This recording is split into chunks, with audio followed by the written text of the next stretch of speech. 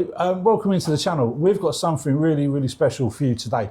Do hope you stay along with us. You're going to really love this. Today we are at the Rochester Airport, hidden behind the runways. We're in this unique museum. Less of more of a museum that you'd normally know, more of a time capsule, shall we say, of motoring industry from the bygone years. Today I'm joined by Trevor. Thank you, Trevor, for your time today. You're welcome. And allowing us into this fantastic museum. We're going to have a little look around, guys, and see what we can find, from diesel pumps to oil cans, memorabilia. It's everywhere here. You're going to love it. So find us. We're going to go and have a little wander through. Come.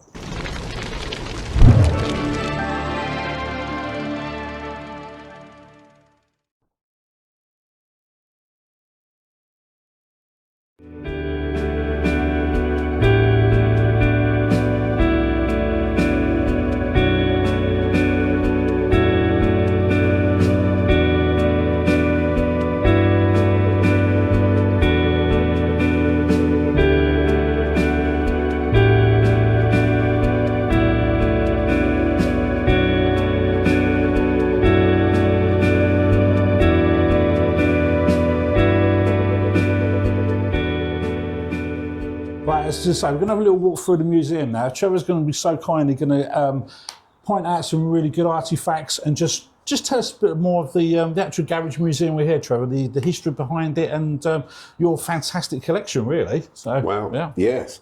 Where can I start? I mean, who collects petrol pumps? Exactly. I do. You do. So 30 years ago, I started collecting petrol pumps. Somebody gave me one pump and I restored it and I had it at home. Sat in the conservatory, looked quite nice. Then somebody gave me another one. That's it, you're a collector. That's then. it, yeah. And it grew from there. I mean, I don't really know sort of why I started doing it. I just like the look of them. I mean, the style, the design, they're just, it's a beautiful object, you know? Definitely. Well, I think so. Yeah. And it started from that. So I started collecting petrol pumps, and when I was lucky enough to get more room, I started adding, and now of course I've got a collection of all sorts of motoring memorabilia and things like that. Yeah. Some things are a little bit unusual. A lot of things here a lot of people would recognise, but it's just, I do it for fun. I do it because I enjoy it. Yeah. It's as simple as that. So that's fantastic. yeah, have a look. See what you think. Let's see what It starts 100 years ago, over 100 years ago. We've got old hand crank pumps. These would have come from America because we didn't manufacture anything for the fuel industry then. Everything in the petrol industry has an American heritage to it. So all these pumps would have been either made in America or they would have been made in this country under license from American companies. The early days, they would have been individual oil companies like we've got here. This is a beautiful cabinet. I'll show you this if you want to have a quick look. This is an oil cabinet. Again, it's nearly 100 years old. It's beautiful. The construction, it still works. Very functional. Unfortunately now, as is most of this stuff here, it's obsolete. Yeah. And like most obsolete things, they get thrown away, they get scrapped. Yeah. Not if I can help it. Definitely. So it ends up in here. Yeah. This is a safe home. Nothing gets sold, nothing gets thrown away.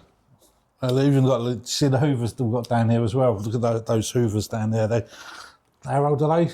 Well, Must be. These are like, some of them, one of them I think is about 1930s, the other one's a bit later. They came from a shop in Canterbury that closed down. Okay. And they didn't want to see them thrown away, so we brought them up here. And why not? So we've got old garage equipment, old tools, a lot of old tools people don't use anymore, unfortunately. But moving on, we've got paraffin, or as the Americans call it, kerosene. The whole oil industry started for one product, which was paraffin, for heating and lighting. You know, prior to that, people were still killing whales. Yeah. So back in the mid 1850s, America was making kerosene, and the result is these heaters and that sort of thing. That's all there was. When you think that cooking stove there, they sold 6 million of those in America back in the 1930s. Yeah. That's all there was. Wow. But later on, as time goes on, more cars on the road, people would buy petrol in cans. You'd go to a shop and you could buy it. On the top of these cans, this one's got 3 shillings. That's the deposit on the can. So the idea was that you rented the can basically, and you took it home, you filled your car up, you brought the can back. Nobody ever did. They kept them. They were very useful cans. Yeah. I think my father's got a few in his shed probably as well. Yeah, that's right. Yeah. Unfortunately, you know, because of time, they end up getting rusty and they leak, and they would have been thrown away. Yeah. So they're getting harder to find. Yeah. A lot of these, although they're all original, the paintwork and that sort of thing on them, I've had to do simply because they was in such poor condition when I got them, you know. Yeah, but that's awesome. so yes, we progress. Can I just notice something down here? Come on, have a look at this down here. What we found down here. An explosive-proof telephone. Yes, that came out of an oil depot in Fulham, and they would have used them in oil refineries and even coal mines. Okay. Because, as it says, explosive proof. Yeah. You can't have anything that creates a spark. No, not so. All. Again, something else that was going to be scrapped. Yeah. That's fantastic. So here we've got a selection of oil cans. Again, quite distinctive, some of them. A lot of different companies use their own styles. And the beauty is that they could be used over and over again. Everything went to plastic. But saying that, now a lot of companies are using tin. Metal cans again because they can be recycled. Yeah. So we've got the jerry cans down the bottom as well. We can call them jerry cans, or they are jerry cans. Yeah. Originally made by the Germans, hence the name jerry can. Lots of different variants. You wouldn't think there's so many different types of jerry can, but there is. For those who collect jerry cans, they would know. Yeah. A lot of them during the war were made by car companies, and they would have been stamped on the can. Yeah. The different manufacturers. Okay. Yeah. Whatever different motor company made them. Oh, okay. So they can be. I suppose they can be interesting if you just collect jerry cans. Exactly. So what have we got here? We've just got really a collection of all sorts of things. Wherever there's a bit of space, we'll hang something up. So we've got from tax discs to model cars. Yeah, a lot of this is promotional stuff. It's things that the garages would have given away. Yeah. When you bought petrol, you would have got tokens, you know. Yeah. And you used to get coin collections and things like that. In the end, you could get tokens to get strimmers and tools and things like that. Unfortunately now, you go into a garage, they're more likely to sell bread and milk than they are to sell maps and oil and fan belts, you know. So it's that the whole concept of a garage has changed completely. Yeah. It's now supermarkets that sell fuel, you know. Yeah, definitely. So these two here, these are quite unique, as in the Fina, that's quite a name that I'm quite recognisable with, probably back in the motor racing days as well. Yeah. You know, more French American, oil company. French. Yeah. This actually is the first pump I ever got. Cool. And you can see after 30 years, it does need another coat of paint. This was the second one. So they were a pair. And this is what they look like when I used to get them, when they used to come out the ground. Yeah. This is the sort of condition they'd be in. Okay. So this one I haven't restored yet. I think I probably will do them both again, and but I'll keep them as Fina pumps. Yeah. So a lot of times you don't know, what the condition's going to be and that sort of thing. So you have to make things sometimes. Yeah. Bits and pieces are broken. I mean, this is actually plastic. It's a Tupperware pot. Right. You have to improvise. So where would these originally have come from? These actually come out of a fuel depot. So these were used commercially for filling fuel tankers with. Yeah. But most of the pumps here came out of ordinary garages. Yeah. So, and you can see by their shape and by the fact that some are gallons, some are litres, you can see that there is, like a timeline of construction for these things. They start off very tall and thin. And then they start to get shorter, fatter, and then we reach a point where, they're almost square. Yeah. Like these Gulf ones here. Well, after 1975, it went to litres, you see. So, unfortunately, these old clock face pumps became obsolete. Yeah. And they had no great use. So, they would have been just scrapped. Yeah. Because there was a lot of brass and that sort of thing in them. So, they would have had a scrap value. Yeah. But I've been lucky enough to rescue a few of these. Yeah, definitely. So, and bring them back how they used to be. A lot of these pumps have actually been featured in TV programs and films and things. Oh, okay, yeah. I've rented a lot of bits and pieces out in the past. Right, brilliant. I don't do so much now because I'm getting older and these are getting heavier. But yeah, they've certainly been around. You probably wouldn't recognise them because they would have been painted different colours and things like that. But in the old World War films, maybe. It's surprising. I mean, these were actually featured in Rock and Chips, the Only Fools and Horses prequel. Oh, okay. So there you go. Yeah, everything's got a history. Yeah. Everything once belonged to somebody else. I mean, one thing I do like is the maps. I love the maps. I love the books. That's just especially the maps. The artwork on maps is unbelievable. And when you look at these maps and you think, these are 100 years old. Whose pocket was this in? You know, when they went out cycling somewhere, they would have had something like this. And they would have probably had a basket with a bit of food in it, and gone out for a picnic for the day. But that belonged to somebody once. Yeah. And it's here again. It's saved. It hasn't got thrown away. So not only have you like the maps we can see on the wall there, and that's a fantastic collection of just maps from Ireland, New York City, Pennsylvania, Mississippi, Paris. Over just yonder here, we've got manuals as well.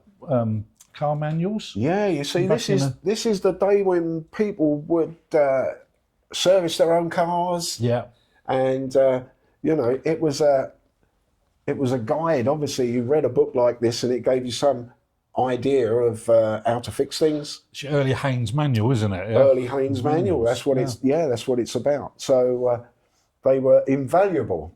And what's nice is when you take an old book like this. And I buy these from old bookshops and charity shops, and you open them up, there's somebody's name in here. And sometimes when you flick through the pages, there's still greasy thumb marks, Yeah, and you think, wow, that's brilliant. Somebody used this to fix their old car. Can you imagine that on the engine as you're trying to... That's right. And to think, it's here now, it's safe, So, and that's what it's about, really. It's keeping this... Because I do it for other people. Mm-hmm. This whole collection is for people to come and see. Yeah. And I enjoy doing it. It's just a bit of fun. I don't take it too seriously, as you can see, because I've got few strange things here, which probably don't fit in very well. Certain toys and rocking horses. Yeah, we're coming on to them now. Things like that. But to me, everything has a value. Definitely. We're too quick to dispose of things, throw things away. It's become a very disposable way of life now, isn't it? It's even the signs at the back there, like the massive Goodyear sign at the back on the wall up there, and the Butler sign there. It's all just brings back so many it's memories, and you can see them from. It's the artwork and that sort of thing. You know, the design. When you look, you go into a garage now, and what have you got? You've got a square box with a hose on it. Yeah. It's not really attractive, is it? It doesn't make you want to come in and buy fuel or anything like that. But when you went into a garage years ago, and you've got these big tall pumps all lit up. Yeah. What is the strange thing is when you drive down a motorway and you look at a motorway sign for services, the silhouette for petrol is still one of these pumps with a globe on it. Yeah. You know, it's a recognisable image. Definitely. Everybody knows it. Yeah. And the thing is, there's no reason why they couldn't make them like this today. Yeah. It's only a box. Of course it is. You know, we've lost the interest. Yeah. We've lost the.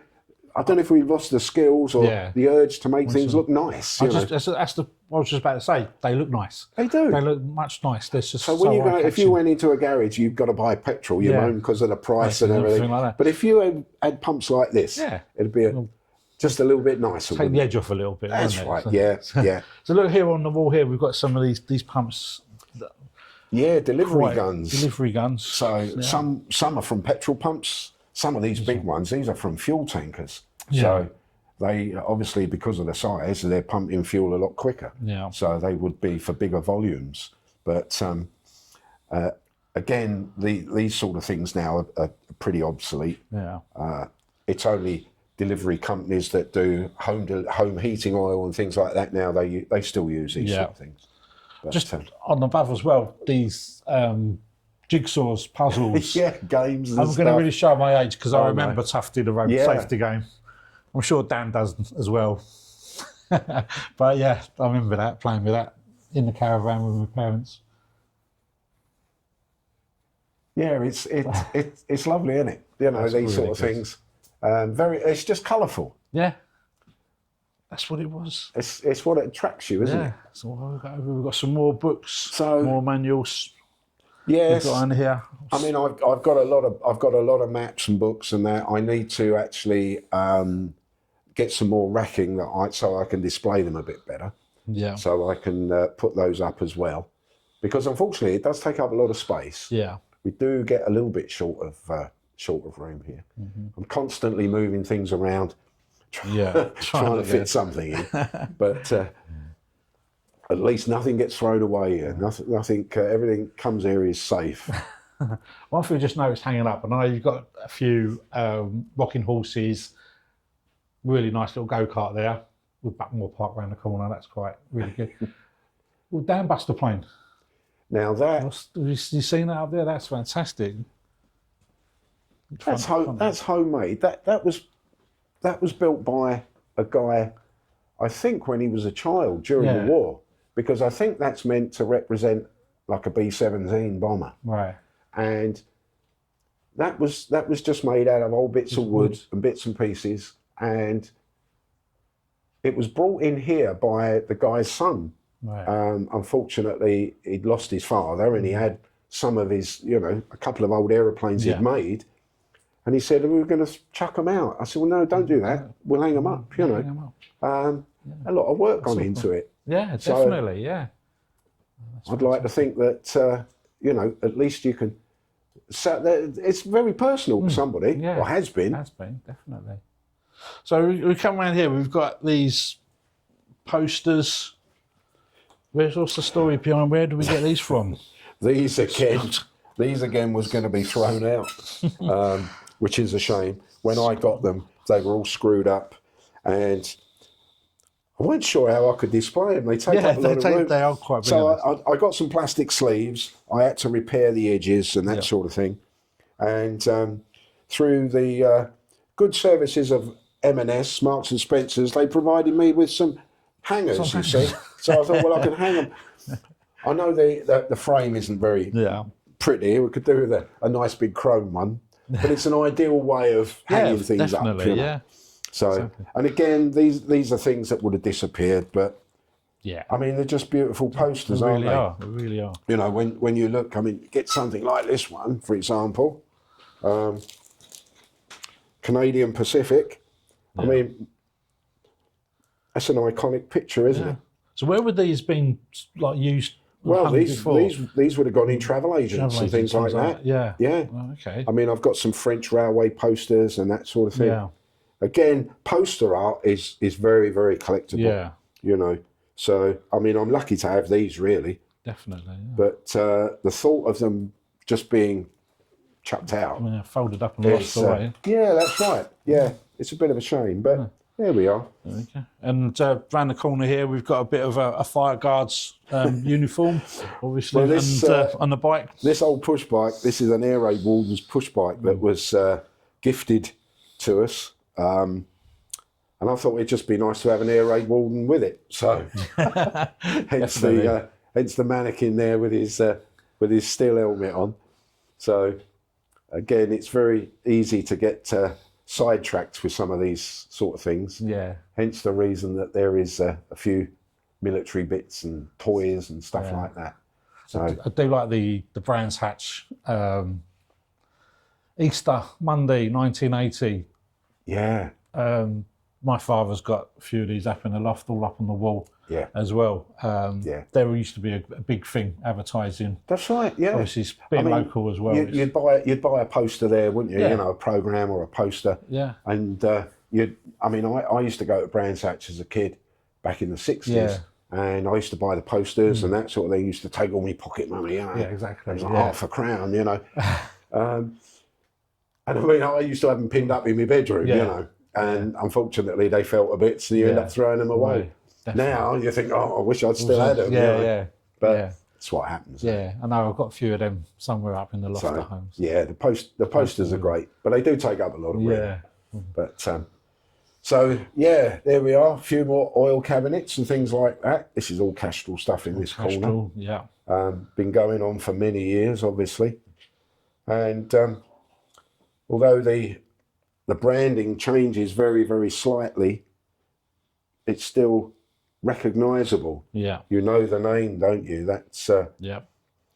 Even to today, don't it? It's still there. yeah. I mean, companies are very, very guarded of their logos and things like that. You have to be very careful how you use them. Yeah. And if you're going to reproduce one, you've got to make sure that you don't infringe copyright and stuff like that. Yeah, yeah. You yeah, know, for sure. so even me as an individual with a little collection, I open it to the public, but I still have to be careful how I present it. Yeah, sure. Because, you know, I don't want to upset anybody. Exactly. So you've got to be careful. No, Trevor, this is amazing. This is a really good step back in times, like we said. There's so many things here, like nooks and crannies. I know. And I keep finding things I've forgotten. I mean, just behind me here, is that a stretcher or some description we've got around the back? Second World War stretcher came out of the hangar. Yeah. You know, they would have had a first aid post at the airport. Yeah. So obviously, yeah. Oh, that's fantastic. As you say, we are in the airport. The garage is open to the general public. Yes. On what days? I'm here weekends. 10 till about 3 in the afternoon. Yeah. So it's free. It's free. Free entry. Yeah. Come up, have a look. Everybody's welcome. Brilliant. We'll put a link and everything like down below. Obviously, the Garage Museum, as Trevor says, is sitting there. Come down and have a look. It's going to bring back so many memories for the older generation, shall we say, and quite an eye-opener for the youngsters as well, just to see how things used to be. And not take, for example, you know, when you go to the petrol pumps, that's what the petrol pumps used to look like back in the day, sort of thing. But it is a fantastic location. You say we are right on Rochester Airport. Just behind the camera is one of the hangars at the airport, which I think we're going to walk into. We're going to go and have a little walk in. Yeah, let's just have a little look round. Okay, so you have to bear in mind that Rochester Airport is quite an historic site. It was built in the mid-30s, and it was built for constructing aeroplanes by Short Brothers. Yeah. Short Brothers built the flying boats down on the Esplanade, down by the river. Yeah. And this was used in the Second World War for building Sterling bombers. So it's got a long history to it. It had some bomb damage in the past, but obviously it had been rebuilt. One of the marvellous things here is the structure of this hangar. So when you look the only thing that holds the roof up is a series of A-frames. There's no centre supports. The weight up there must be absolutely phenomenal. Yeah. But again, it's just beautifully constructed. You can just imagine back in the war, the hive of activity in where we're actually standing now. I mean, obviously, I know there's quite a few private planes here at the moment and everything. But as you say, back in the day, you can smell World There War would have II in been here machine anyway. shops here. There would have been drawing offices. Yeah. So the whole construction would have been done on this site. And they continued here. Basically, unfortunately, it did get bombed. So production was moved from here to Belfast. Okay. Because at the time, the enemy bombers could not reach Belfast. So that's when they moved it. Yeah. And after the war, it continued as just like a private airfield. And they still built aeroplanes here. And that really has continued for quite some time. Yeah. I mean, now we've got flying schools here, which is good, people learning, you know, all new people coming in. We've also got the Aircraft Preservation Society, which have got a hangar. They restore historic aeroplanes. Okay, yeah. And they recently constructed a flying boat in Rochester Cathedral. Yeah. So that was quite spectacular. That's an amazing place to visit. Yeah. The airport is open to the public. It's free. We've got car parking, we've got toilets, everything you might need. Come up on a nice day, bring a hamper. You can sit here and watch the aeroplanes all day long. Yeah. So that's brilliant. Yeah. Yeah. Guys, you've got to do that because this place is phenomenal. If you've never been here, we're quite lucky because it is quite obviously local to where we are. But come up here, it's like Trevor says, museum's open, the airport's open. I used to bring my little boy up here, picnic, watch the planes come in when he was younger. He loved it. Get the new generation coming up here, having a look. It's fantastic. So, Trevor, thank you very much indeed for your time. You're welcome. That's been really good. Really enjoyed walking around the museum. Thanks for coming to visit. No problem. Guys, thank you very much again for all your support on the channel. It goes such a long way for myself, Dan and Sophie. Brilliant. Come down and look at this, check this guy out. This is amazing. Yeah, you're going to love it. So until next time, thank you very much, guys. Do take care of yourselves out there because history matters. See you later. Bye.